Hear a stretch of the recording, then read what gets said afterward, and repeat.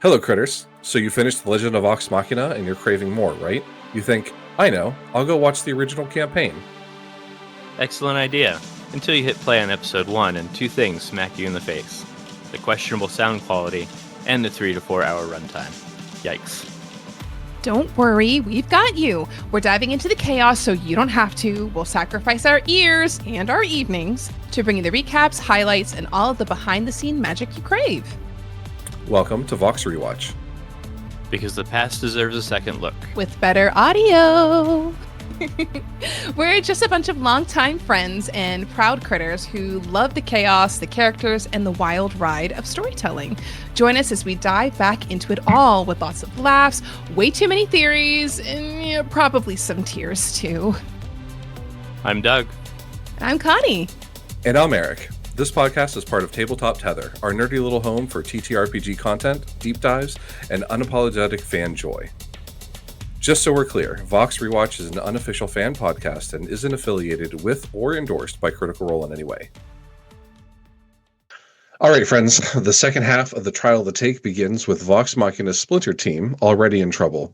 Deep in the frozen north, negotiations with frost giants go sideways almost immediately, and what starts as a desperate standoff erupts into a brutal battle of boulders, lightning, and very questionable diplomacy. But beneath the chaos lies something far worse. As uneasy alliances are forged, the group is led into the shattered remains of a frost giant village. A graveyard of frozen in time by a terrifying white dragon known as Rimefang. Along the way, the team uncovers haunting visions of the dragon's rise, hints that this mission may have been a setup from the very beginning, and growing doubts that about whether anyone has ever expected to survive. With tensions rising, secrets surfacing, and an ancient predator waiting deeper within the mountain, Vox Machina and their new additions must decide whether to turn back or walk away willingly into the dragon's lair. Let's go! It was confirmed. Sorry. Oh, no, go ahead. It was confirmed this episode. Chat did pick the dragon. Yes. I really have it out for them. So I just want to throw it out there. But go, you do. No, you. yeah. Chat's evil. But no, I had to rewatch this episode second time because I missed the lore drop when she cast when Lyra cast a spell. So I had to go back and re-listen to that. But that's getting a little ahead of ourselves. So we start with Travis being stuck in traffic due to weather or something along those lines. We didn't have. He was flying. He was flying in, I think. Something. I don't remember for sure. LAX to Burbank is not the best drive. Yeah.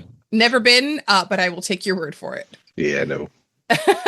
So we are missing Travis, and we open up with these frost giants, and I love his sweet little wife trying to play him so horribly. I love Laura Bailey.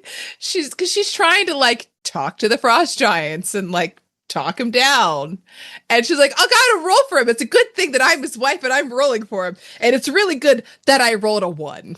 Yeah, right off the bat. Right off the bat. And this is where we start to see the whole party having to pay for all those nat 20s that Percy got for. There's balance in the universe. Yes. A little bit of balance when it comes to Tiles and Jaffe. Not much, but some. But they kind of have to fight the frost giants. Kinda.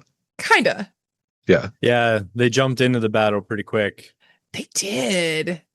And the biggest hit being Lyra. With her disintegrate. Yeah. Oh, yeah. And then everyone's like, which as soon as she said it, the whole party's like, what? Like everybody collectively lost their minds. Which is like, well, yeah, duh. And they're like, that's what you open with? When it happened, I was like, you're about to go up against a dragon. I don't think dropping that level spell was probably the best idea, but But sometimes you just get so excited. Yeah. And you just want to cast the spells.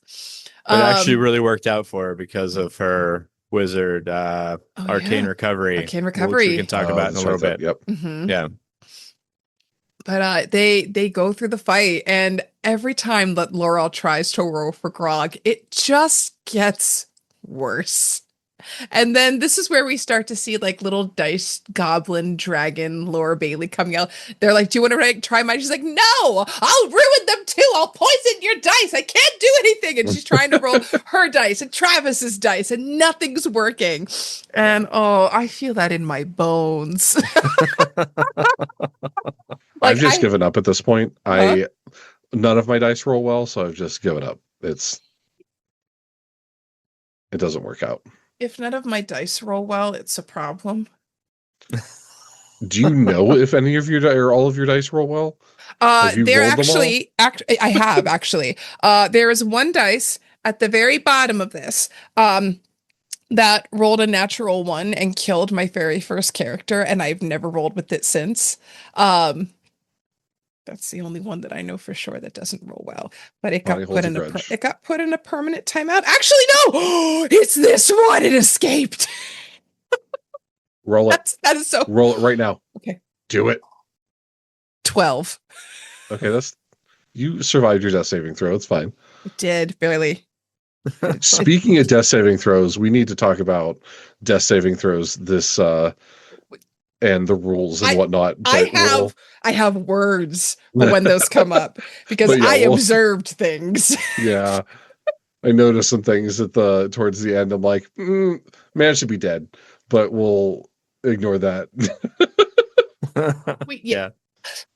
But they do talk about how like things were different in Pathfinder, and they pull back and forth with stuff. So I think this is still that, but we have to figure out how we get out of this encounter with the Frost Giants first. Win from Zhara is how we did it. Yeah, Zhara crushed that. Just what was it? Was it mass suggestion? It was mass suggestion. She cast mass suggestion on them, and they failed. Yeah, because it's good for 24 hours. And then that's when they started, and that's when they started getting all of the info out of them. And it was great because she cast it. And then Matt made them wait until it was the Giants' turn in initiative to see if it actually worked. Yeah. Now, looking at the wiki, it said that she cast Awakened Mind. Is that something that she has uses as a warlock? Yeah, she uses that later to like speak with them telepathically. Right. Yeah. Right. That's right. But she does, and all of a sudden the combat ends, and now they've got 2 giants and one like grievously wounded. Yeah. Yeah, he was missing lots of things. He was missing a lot. And I love how Matt describes that, like, it's glaring at her, it's looking at her, it's not happy, but it's because it's been suggested, it'll just let it be. Yeah. Yeah. But yeah, then they take a short rest. Yes. And start heading up the mountain with their 2 new allies. Allies. Right. But Zara's able to get a lot of lore out of them. I appreciate that Matt entertained this, because if we're looking at like rules as written and whatnot, she should have made roles and things and just allowed her, being a new player, ask questions, get answers, do the lore drops, allow her to have the information given to her. She got a lot of info out of them about the Frost Giants and like the dragon coming in, basically annihilating their entire village and just leaving the 2. How I understood it, it left everybody but those 2. And it may not have been just those 2, but the implication is that the ones that were still alive at the time serving the giant, who knows if the giants killed anyone in the meantime in between, so those are the last 2 survivors at least, but who knows if they were the only 2. But yeah, they had a strong desire not to fight the dragon because at least they were alive. Right, they were happy being Mhm. slaves because they were alive. Yeah. Yeah. Yeah. And Which that is an was- interesting It's an interesting concept take.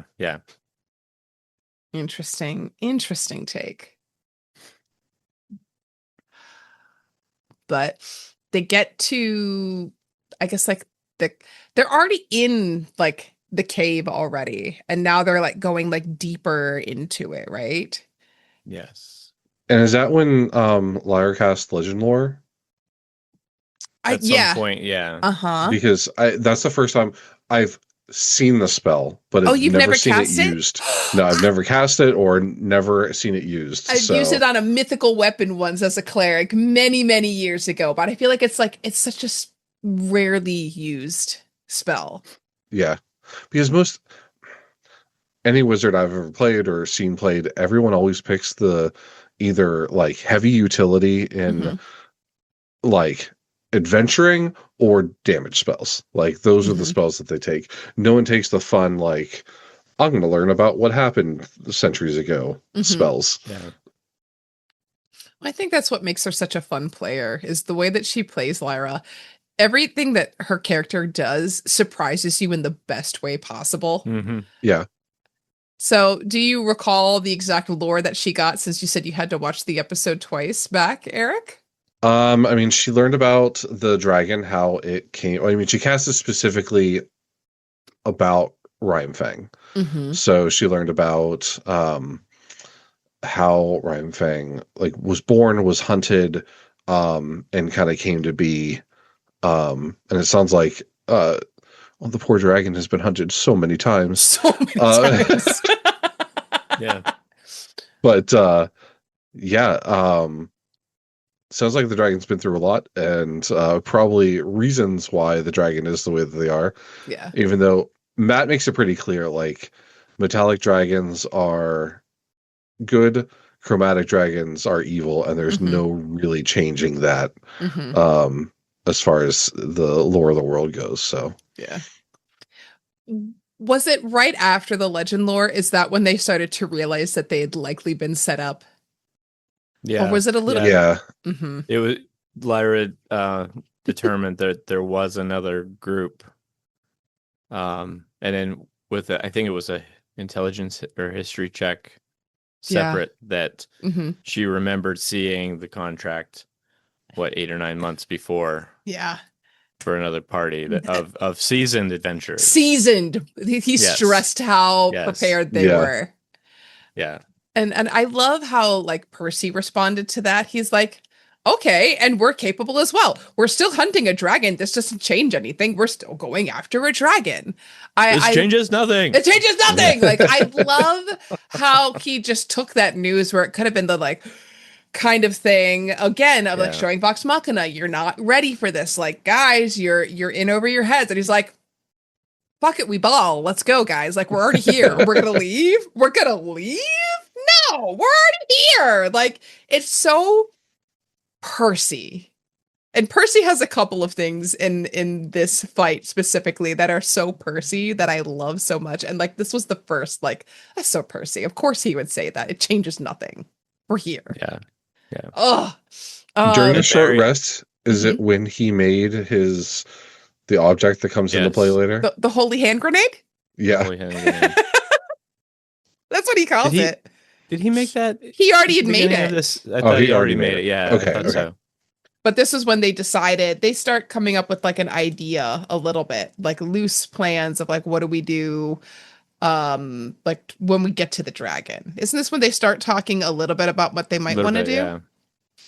Yeah. I want to go back just a little bit. Mary Yeah. playing Zhara in that reveal of are we being set up, and even the remote discussion of turning back Mhm. and all the judgment that will be faced. And she's like, I don't want to make this about me, but like I'm not one of you. I'm not Mhm. doing this just to get out of judgment. Yeah. I want to be a part of this. Yeah. And fighting for that. Like we're not backing out on this contract. Mhm. And she played that really, really well. Mm-hmm. They did such a good job with that. they get through that. They get into the cave and they encounter the ice wall, the first of many ice walls they'll have to get through. And Grog being Grog, played by Laura Bailey, is like, I'm gonna hit it. And I love that when they're taking the short rest. I swear she must have been getting text messages from Travis. She's like, oh, during this long rest, Grog is going to put his great hex away and he's going to take out the hammer and he's going to attach it to the chain every time. Like, the way that she read it off seemed like she must have been reading it like word for word off of a text message that Travis is like, please do this so I can have it for the fight. Right. Because he didn't have the time to do it. And he hits the wall and it cracks. And then is it Lyra? No, then Percy tries to shoot it, right? No, I think Lyra. he was going to. Yes. And Lyra's like, fireball. He's like, okay. Yeah. He backed up, but Lyra didn't. But Lyra didn't. Forcing them to take another short rest, I believe, right? Did she get hurt again? She did. Like, she got hurt bad from all of the ice falling on her. I'm surprised she survived this fight because she took some heavy damage and is a wizard. So either she rolled significantly well on her HP checks. I don't know. Yeah. I love her notes of this time. Like, I rolled a 0. And then another time, guys, I rolled a -1. And just so happy and so chipper about it. I'm just like, you know what? I've been there. Mm-hmm. I've been there. I've rolled the 0s on my checks and my -1s, but never on initiative. So I think she must have made Dex her dump stat because. Well, I mean, going way back to her introduction, I mean, she walks in and stumbles and trips and spills. So, I mean, kudos to her for like, okay, I'm bad at dexterity, so I'm going to include it in my character. But they start going through, and then Vex is like, oh, since Vex isn't here, I should probably check for traps. And Scanlan tries to check for traps, rolls like a 4. He's like, no traps here. And then almost narrowly escapes, falling into like a pit trap. Very on brand for Scanlan. Honey, have you ever, as a DM, had someone roll so poorly that you decided, okay, now there's going to be a trap here? Yes. 100%. Yes. Like, several times. I can't not put a trap here. Like you just asked for it. The fact that you were so uptight about this door. Yes, now the door it wasn't trapped before. It's definitely trapped now.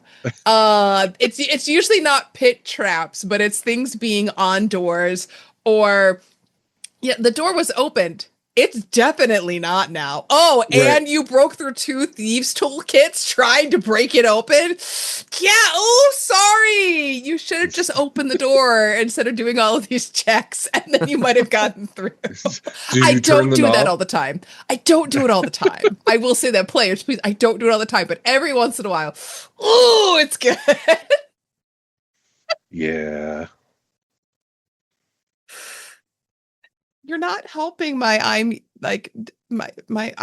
evil thing, Eric. Oh, sorry. I just assumed the world knows at this point.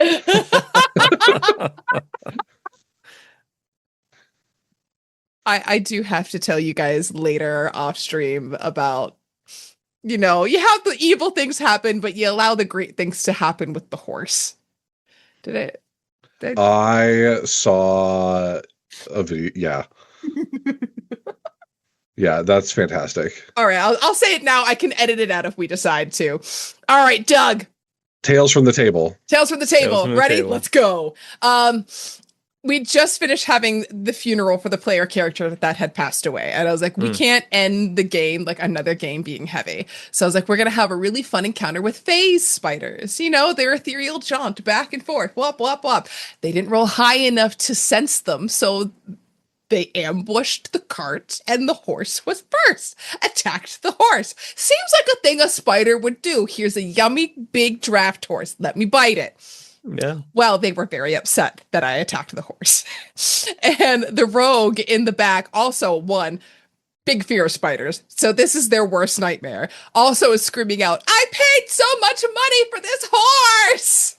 So they then decide the horse must live because the horse somehow managed to survive this attack because the spider rolled poorly with 3 hit points. So we're getting ready to go through. And the paladin is like, I'm going to push the horse forward to try to get out of here. I'm like, okay, the horse is going to get an attack of opportunity and it's going to get attacked. He's like, no, wait.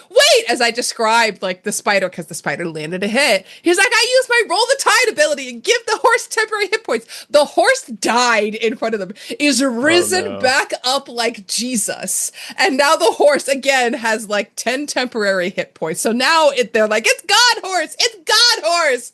We're trying to get through. Then the cleric does cure wounds to the horse. The horse now has full hit points again. So we're like, all right, we got to get out of here. The bard has her tarot cards, and it's like you roll a d6 and you have different abilities that you can do. Draws the teleport card, gives the teleport card to the horse. So then I described the horse getting ready to like bamf away. They're like, no. It says up to 6 people. And there just happened to be 6 people in the cart. And I was like, guys, would the horse even know? They're like, yeah, horses can see behind them. Like they've got a wide range. Okay. I'm like, okay. The horse has to make an intelligence check, and the horse has an intelligence of 6, which means the horse has a negative modifier of 2. I was like, all right, I'm gonna set the DC to 10. You know, high likelihood that it could pass, but also higher that it won't. Even with the negative modifier, the horse rolled a 17. Oh, wow. So they all start cheering, God horse, God horse, God horse, as I describe all of them teleporting away and basically cheesing the encounter. And they're like, guys, this is our fated ally. This is who we fight Strahd with. It's God horse. And we ended the session laughing so hard that we were crying because it was just like one of those moments where like D&D is so dumb. And I love it because it's so dumb. D&D is dumb. Now the question will be, when they do meet Strahd and they're in the midst of, the battle, are they going to waste their spells on the horse in that situation? I don't know. Or we'll find out. Use them for each other? I would be, and players, I hope you're listening to this, spend every waking moment upgrading this horse. You need adamantine armor. Get the horse armor.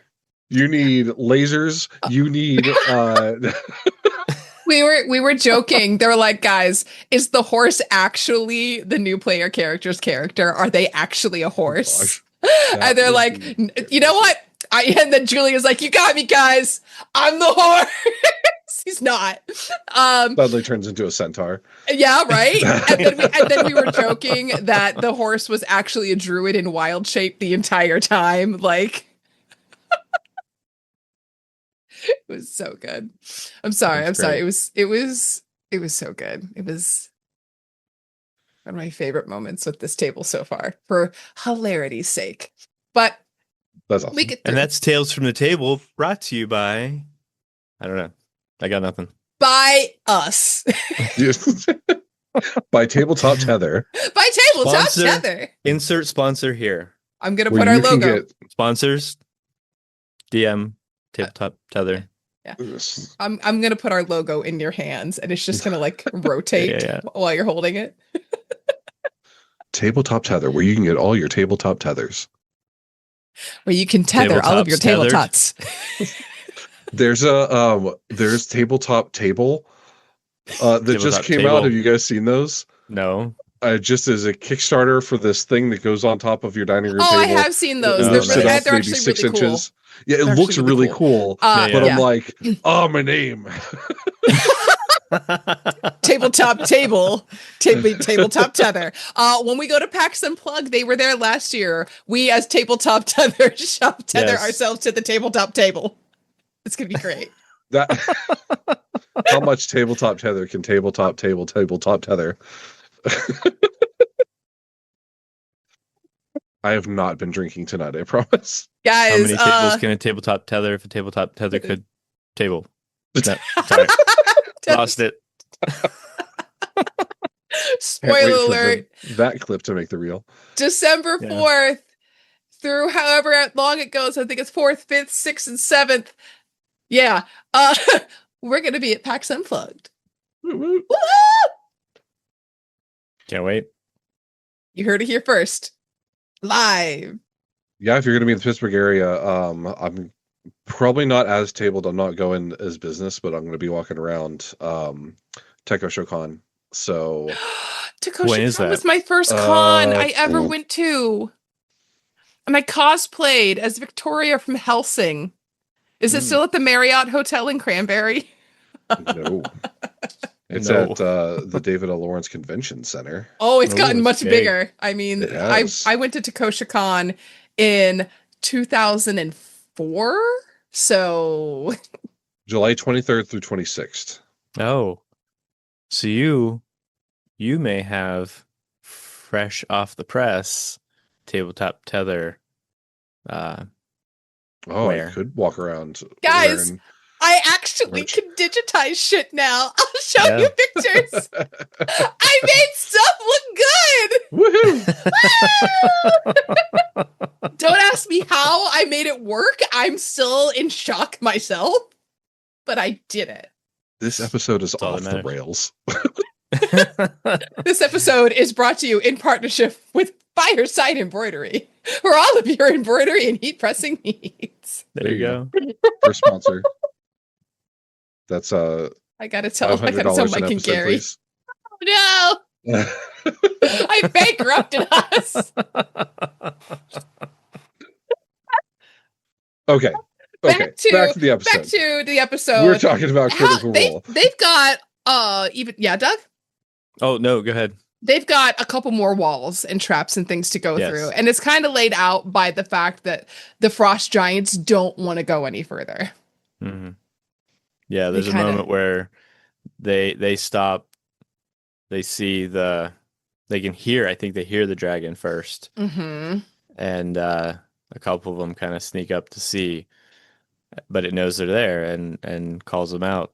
Yeah, because Zhara. As they're trying to come up with a plan. This is what they're like, we got the really awesome shiny diamond. We got this and the holy hand grenade. And then sounds like we don't have time to do any of this. And then Zhara we've got a minute. And then Zhara just goes out and Sam's like, Yeah. Let the bard, but warlocks. But then he did. He did. I love that he gave her that moment. Yes. And then came in and was like, this is how we can do the role. Let me not let me do this, but like let me help you through this and like show you how we get through this moment together. Yeah. I love how the OG players and the main players are so gracious to their guests. Yes. And let them shine. They do. Like, you do whatever you want. Like, you guys do what you want to do. Like, this is your moment to shine. Mm-hmm. And, we're going to continue this, so we'll have our moments. While you're here, why don't you do what you want to do? Mm-hmm. We are not going to get a whole bunch of that in the next parts. But with this one, it's just really cool. Not as much. Yeah. Not as much. It's just really cool. Well, I mean, I think Will tries to shine, but his dice just say no. Will can't roll anything to save his life. I also think there is something to be said with the chemistry at the table, just because of like I think Felicia Day has such a good relationship with the players at the table, especially with like the back and forth that she and Sam have, which is just... then just how Mary with the rest of the table. So I think that there's already established relationships that also help to let them shine too. But yeah, they get in there and he's like, I have this bag. It's got a really cool diamond in it. And they're like, put it back in the bag, put it back in the bag. The holy hand in the back in the bag. Just everybody in the background is panicking. And this dragon's having none of it. Yeah. It is he plays Rimefang very differently than most dragons are too. Like he really lays into like, I don't know. We spoiler, we see a lot of dragons throughout this campaign. We see a lot of them. More than I think you normally see, unless you're playing like Tyranny of Dragons, maybe. Right. A lot of dragons. And I feel that Rimefang was very different from Vorgol, who is the other white dragon that we'll meet later on. Yep. Yeah. And I feel Vorgol is more of that like traditional white dragon, where Rimefang is just like, bitch, please. Come at me. Yeah. Really? Yeah, you're gonna hunt me. You see all these? See them? Yeah, they tried too. So you're gonna worship me, right? Oh, that's so sweet of you. Yeah. Like, I love an unhinged dragon. So good. So good. I think this is where Zhara does that awakened mind moment as they're starting that negotiation, and Scanlan mentioning the Slayer's take may not have been the best way to handle that, because that was clearly a hunter party. But she casts that, tells the giants, this is what you want. This is your moment. Like, come on, we could end this now. And they do it. Yeah. They join up. They have their Braveheart moment. They can take our lives, but they can't take our freedom. And we get into a dragon fight. Yep. And Yeah. I am proud of them for spreading themselves out as quickly as they did. Yes. You can tell Yep. that this is not the first time they fought a dragon, because I feel like every party, the first time they fight a dragon, they walk in the door, go, hi, and then, Yeah. you know, Yeah. dragon's breath. So they split up real fast. Percy rolled highest and then regretted rolling the highest initiative, if I remember correctly. Yeah, he got hurt pretty bad at one point. Yeah. But there were a couple of moments with Percy that I truly, truly loved. And I mean, we may get a little out of order with some of the things, because now we're like this, it's a big combat. And it's like, it's the thing with big combats is like a lot and nothing happens, because especially because we have Mary, who takes a little longer. And I don't say that in a mean way. She takes a little longer bouncing around with her spells. And even Sam and the others, because Sam leveled up during the short rest to a level 11. Yeah. Because he hadn't done that before. So Yep. he's got new spells. They're all getting these new spells and abilities, but they have the dragon casts fear, or like gets them scared. And they're all trying to like shake it off, and like Percy can't shake it. And I think it was when the holy hand grenade is finally used. Yeah. And he does the thing of like, can I be inspired? Can I see my device work? Because it worked, yeah. Because it worked. And then just in pure like talent, he's like, oh, it worked. Oh God, it worked. But oh God, it worked. And like the Percy of like horrified at the thing he designed worked perfectly, at like, oh God, what have I done? I did it, but what have I done? Of like, it's so Percy. Oh, it's so good.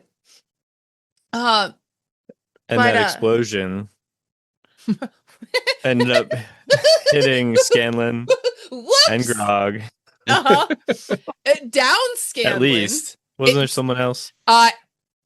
Maybe not. Yeah, because I think it was bigger, but Scanlan and Grog. And Trinket. well, yeah, but I Trinket think. docket doesn't get hurt as Always bad Trinket. because Trinket has the bark No. skin. So Right, Trinket, right. everything is halved on Trinket. Yeah. Trinket.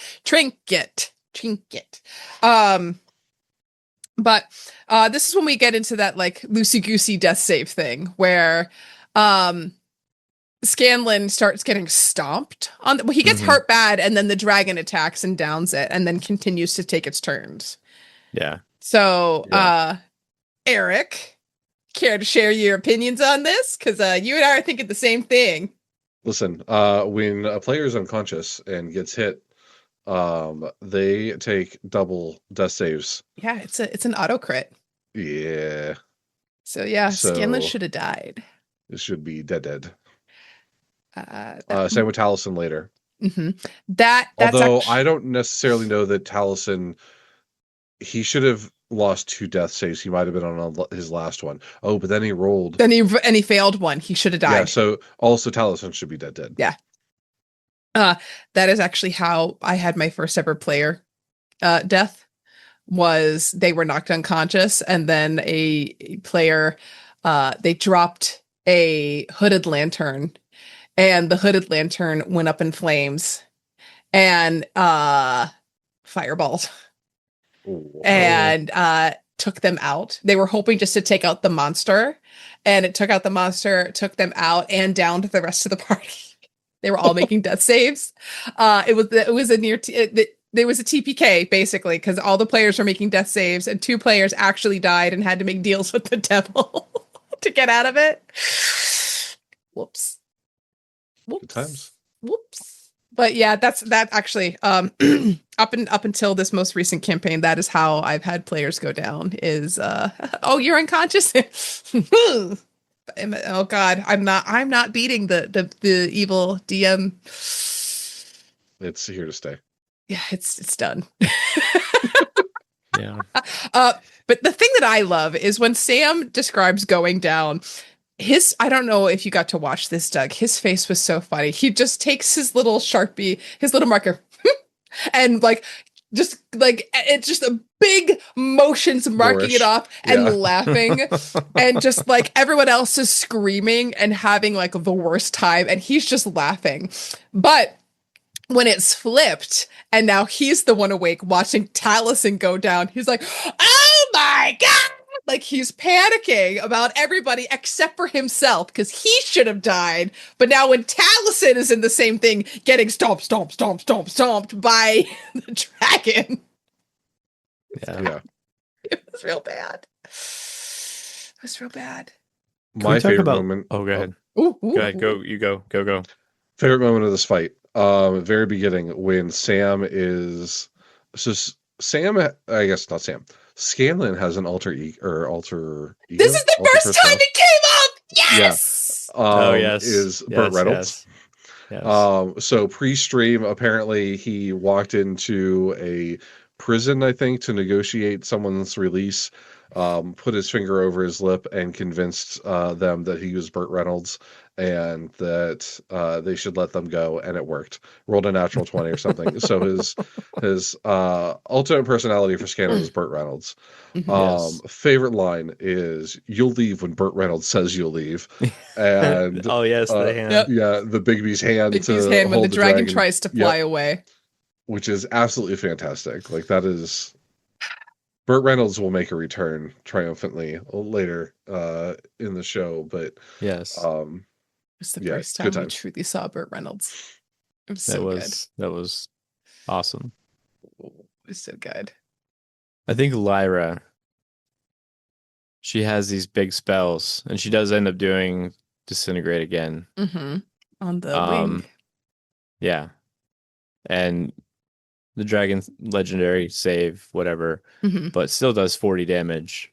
But then she wanted to do a fireball so bad, multiple times.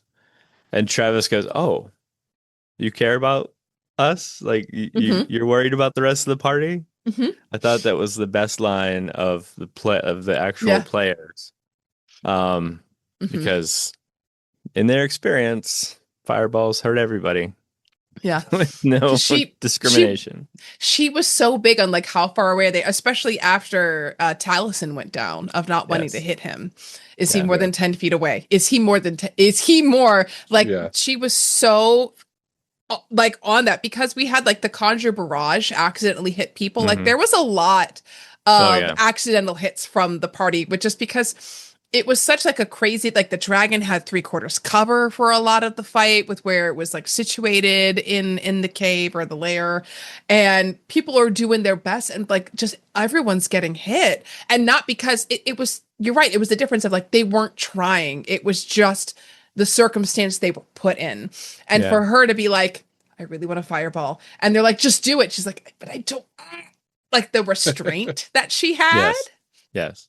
Was so good, because eventually she does get the fireball, right? Like at the end, and they were all cheering. She's like, I'm gonna do it, I'm gonna fireball, and they were all like, yes, after she like made sure there was nobody in the area. It was good, but I miss that line of Travis saying that. It What a was very telling burn. of how he felt in the moment. What a burn. Yeah. I just have to back up a little bit because we said at the beginning that Travis wasn't there, and then during yes. the Oh, break, yeah, he came right after Yeah. the break.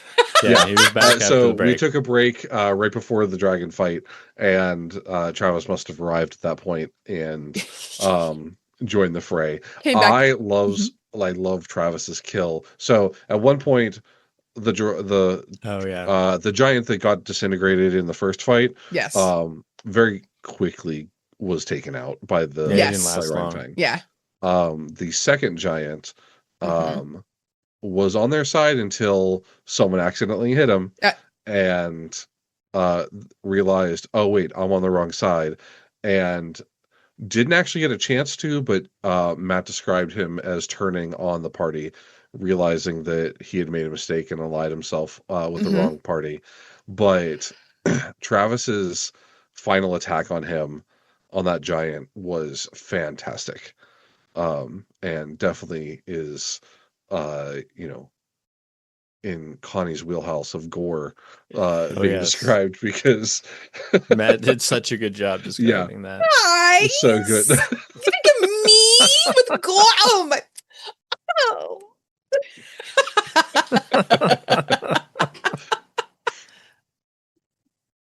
It was good. It was so good, and it was so funny how revved up and ready Travis like sat down. Dragon fight, let's go! Like Yeah. no Yeah. lead up, no nothing, just in. Well, he got He to Oh, said skip he all was the parts listening that- on the way. he was, did, but yes. just So like he knew. But yeah, he was into it Yeah. quickly. And I think that is like some of the charm of when it was live. Of like at one point the chat was yelling because they said Laura should have had advantage on her attacks because dragons were her favorite enemy. And the chat's yelling. And she's like, the chat's screaming at me, but I already checked. And then Matt's like, the chat is wrong. And Right. there are other moments throughout this campaign and into campaign 2 where the chat actually gets a bit to like participate a little bit in the game. Yeah. And they're like, I can watch the game. I'm on my way. I can see it happening. And you're able to see it in real time. And I love that now, like they can have a life and they can pre-record and then they put it up and then the chat can, go and they go. I think they still go in the chat, or at least they're in Beacon, and they'll talk to the people a little bit. But Yeah. it's just, there was just something so nostalgic about it being like small enough then that it would be live and they could do that. But it was just so funny that I think Matt felt vindicated, being like, the chat was wrong for once. They were wrong. I was right. Because I think he got called out a lot in the beginning with like the way, like the different calls from changing the systems and going back and forth with stuff. But it was just so funny that Laura's like, I should have just listened to the chat. I should. And he was thanking her for being a stand-up player. And they were all like, no, you did the right thing doing that. It's okay. But it was just so funny, his face. pointing at the camera. Oh. Now, did you have a favorite moment in this encounter, Doug? We got Eric's favorite. I think it was Zhara finishing it. I think there were comments that Mary made throughout, where she was letting her nerd show more. Like what was? I think it was some conversation with Trinket when Lyra was like, "Oh, I don't know if your bear is worthy. I'm not really sure that I'm really impressed with your bear." And then Zhara was like, Scanlan. He said, "Of all the bears I've known, you're the top. You're in the top five. Top 5. And bear. Zara and Mary in the background said, "You are the most human," quoting Star Trek. And I was like, she just had those little things come out. And then when she had this opportunity to like describe herself, it was like very just spot on, detailed, very, very performative in the way she described, what she was doing and how she looked. And it was just all that fandom of all those other things that fueled it, Mhm. I think was there. And I think that was pretty cool. Because a lot of times you think, how do you want to do it? And they're like, well, I just want to do this. No, she built her character more and Mhm. added Right. so much more. Obviously, is that something that that character could do? I don't know, but it sounded awesome. It sounded I mean, cool. Right. it was Gave her a amazing. cool moment. If that had made it to a animated series, it would have been an amazing Super Saiyan moment, Eric. Yeah. So cool. Yeah, it would have been. Yeah, it just she did such a good job describing the things she was doing, and yeah, that was my favorite moment. That's so cool. You're right. That is such a great moment. I had a favorite moment slightly after the end of the game, but just because it was funny, not because it was this great moment. So we'll talk about that in a moment when we get to what led up to Zhara being able to even attack the dragon. So it it unleashes its ice breath, what, like 2, if not 3 times? Yes, It was at least twice. At least twice. Yeah. At least twice. So it lets it out. It downs over half of the party because Percy was already down. Vex went down. Lyra went down. So I think about half of the group, 3 out of the 6 people went down with that one attack. And just Mary the whole time, am I allowed to attack? Am I allowed to do something? Am I allowed to do something? Can I use my reaction? Can I use my reaction? May I do something? And I love that a hellish rebuke, 9 points of damage is what killed the dragon. Like, I want to know how many hit points it had left. It had to have been like 3, 4 hit points, something like that. You could tell it was getting close because Laura went right before the dragon. Mm-hmm. Hit it with 2 arrows, I think. Yeah, one was anyway, she had special arrows and everything. Yeah, but you could just tell he's like, did you include this? And you could see him doing the math, and he's Trying. like, not quite there. Yeah, it's like throwing your hunter's mark, throwing this, doing that. Yep. Yeah, so then finally Rimefang goes, does the dragon's breath, and immediately Zara's like, reaction, please. Which is really cool for a new player to remember that they have that, because that's not like, it's not on the spell list. It's not. Hellish Rebuke is its own little tiefling thing. Yep. Yeah. But it's really fun when it. Yeah. Oh. So it was so cool how Matt described her, like, slowly, like, levitating, walking up, taking him down, and then Rimefang doing like the no of like this dragon that's been hunted so many times and finally caught and down on the ground. And Scanlan goes to heal Lyra. Oh yes. And this is my favorite. This is my moment. this is this is a good moment. And he uses seeming to turn himself Aldor into Aldor. And he gives her the healing potion and he looks at her and is like, Lyra, and then he goes in to kiss her, and then the two of them at the table go and like do the army kiss thing together because they were sitting right next to each other at the table. Now they're not like on top of each other, but they're and she pulls back. And she's like, and she's like, "Why are you short?" And he's like, "I can't hide it," and it goes back, changes. She's like, and then she kind of gives Lyra a whole little sparkle of inspiration for at the end of the game. Yeah. But it was that was just such a funny moment because that had been building for so long, and that he changed. It did, and like I love the moment because so Zara, I think, as a player, is really good at, like you said, Doug, describing things and like embodying her character. I think Felicia is very well trained in improv. Yes. Because when Sam said that, you could see the switch flip, and she's like, yes, okay, and I'm gonna do this. And yes, and kind of turn it, and it's absolutely fantastic. And it's really cool just seeing that, like, got it, okay, this is what we're doing next. Yeah. It was so good. Yeah.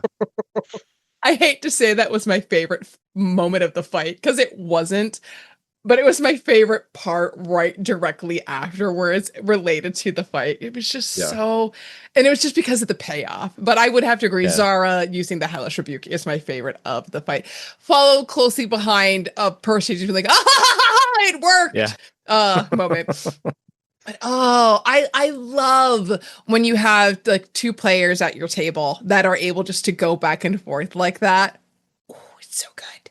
It's so good. Oh, that's my favorite. But they get everybody raised up and they have to harvest. Yep. And Zhara again comes through with the highest nature score. And they are able to successfully harvest every part they needed. Some of them barely, but they're able to harvest. Well, I don't think they got all the teeth, technically. But they didn't need to. But they didn't need to because they had teeth. They had teeth, yeah. Yes. You know, as one does. As one does. As Grog does.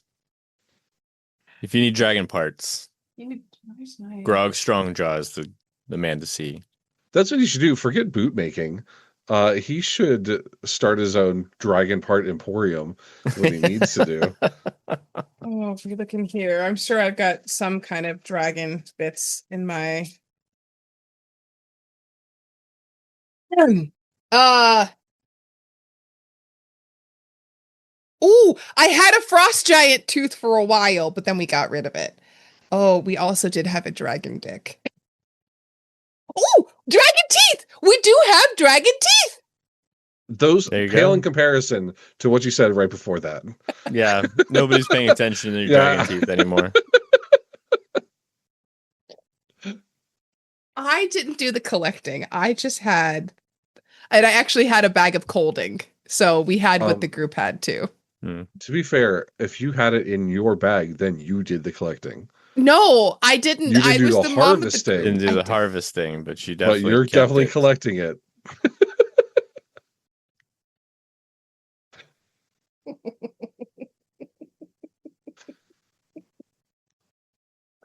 So many things can be said, but I'm not going to say them.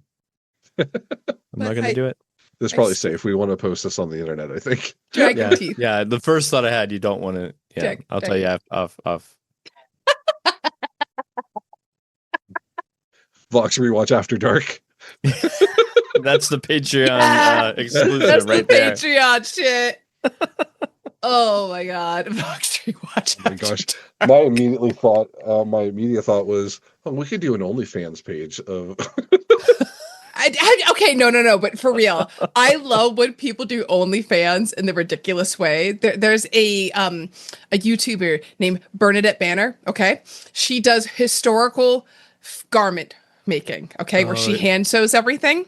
She does a lot of like Victorian inspired dress wear and did an OnlyFans where she only showed her ankles.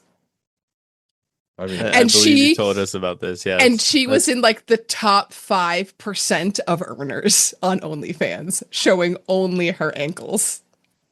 Listen, hustle's got to hustle. So, it's possible. Anyway. But they had a successful mission. Talison's looking at the contract, and well, not Talison, but Percy, and is able to see all of the arcane sigils go away, showing that they had thoroughly collected everything within their 3-day time period, which is wild. Yeah, and the heart didn't fit in the bag. It definitely did not fit in the bag. They wrapped it in a fancy robe with some ice, and they took care of it. You know, no one really ever thinks about how big the heart of a dragon is. They always just say, I want to kill the dragon. I want to hurt the dragon. No one ever wants to know, how big is the dragon's heart? It's just a big softy. It's just a big softy. His heart grew 3 times that day. It just that froze Grog over. Had to carry. They all had to carry that big, softy, frozen dragon's heart. Saw a lot of hurt. Rimefang saw a lot of hurt, guys. He was broken. But they eventually get back to the Slayer's Take. And they are able to get officially welcomed in. And we have an interesting bit of lore added for Lyra at the end. Does she want to add anything first, Doug? No, go for it. They're getting back. They're talking about how much they're going to get paid out, which I think they got paid 1,500 gold per person. Each. Yeah, about 9,000 is total. what it worked out Yeah. to.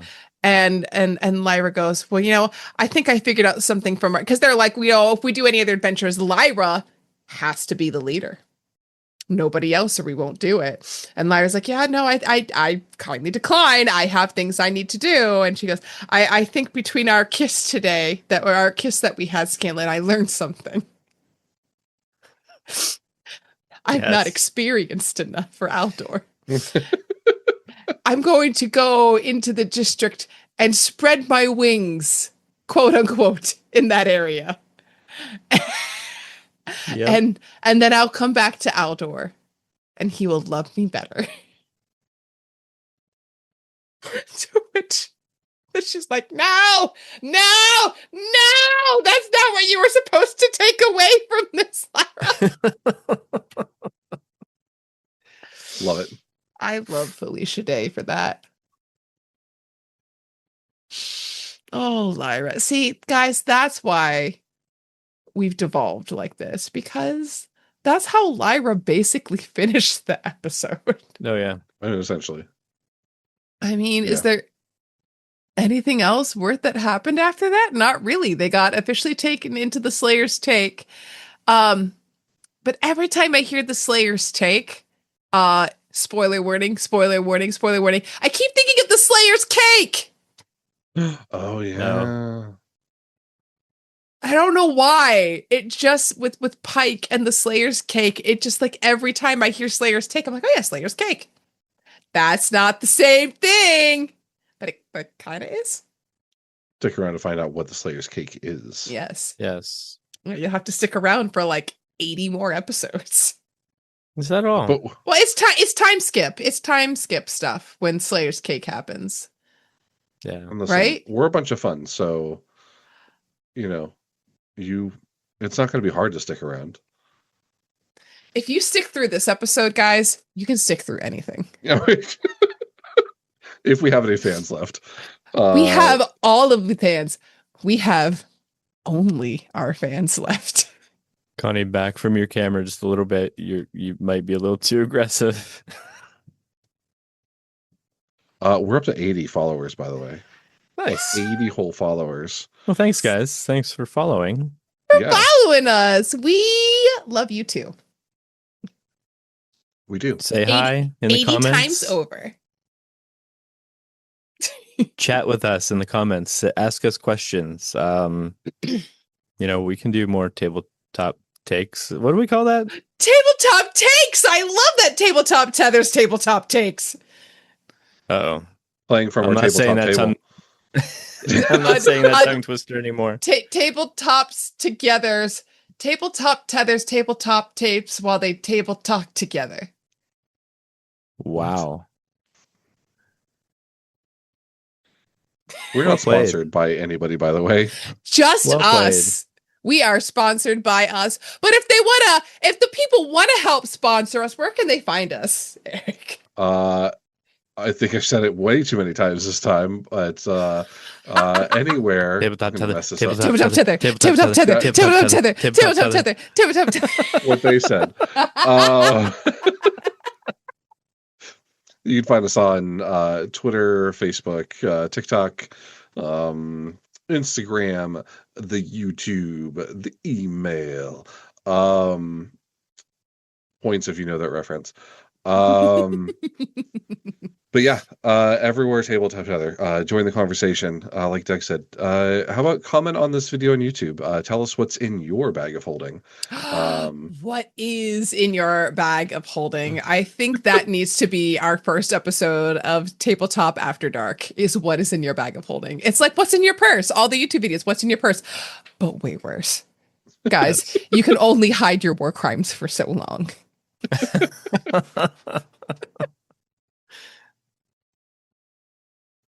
So episode title is going to be Dragon Bits and Bobs. It's Dragon Bits and Bobs.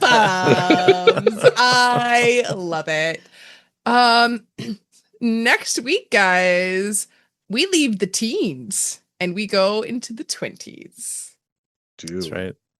Look at us. You could almost say the roaring 20s. I don't know if that really applies. Yeah, it applies. It kind of applies.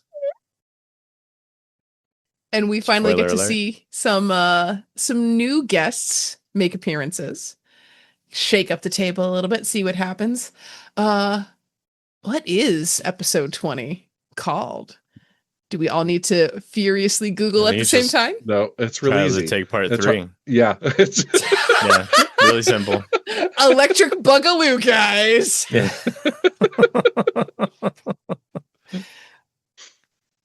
Yeah. We'll be here. Don't worry. But you better be here too, friends. Riveting content. We're not always this devolved, but when we are, guys, it's great. But we should probably go before it becomes even worse, right? Right? before we say something we regret. Wait, We haven't? I have, but have it's we not fine. reached that point yet? I have I no might regrets, have- guys. I No might have this episode. regrets.